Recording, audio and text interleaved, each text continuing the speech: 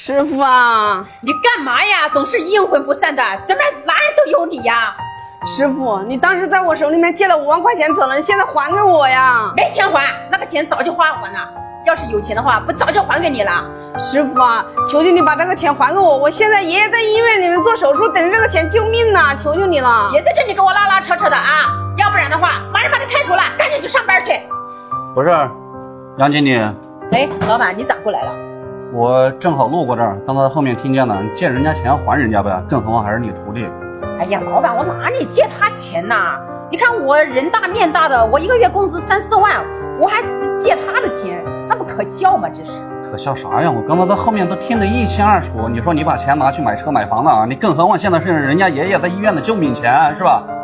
哎呀，老板，他又没有欠条，也没有啥的，我干嘛认这个账啊？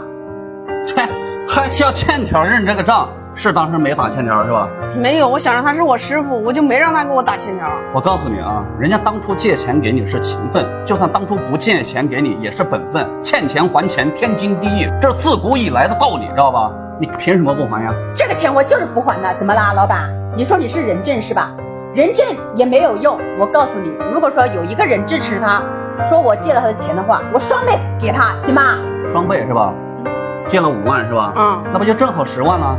这可是你说的啊！是我说的。行，你等着啊！来，屏幕前的家人们啊，请你们帮这个小妹儿徒弟证明一下，这个经理是不是借了这小妹儿5万块钱？他还死不承认。如果是的话，右边不管是什么，帮我点播点播，谢谢大家了，好人一生平安。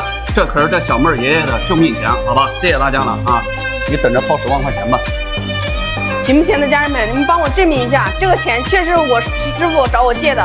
现在我爷爷在医院里面做手术，等着这个钱救命的，求求你们帮我证明一下，好人一生平安，谢谢你们了。我看谁来证明，我把他手指头掰爆！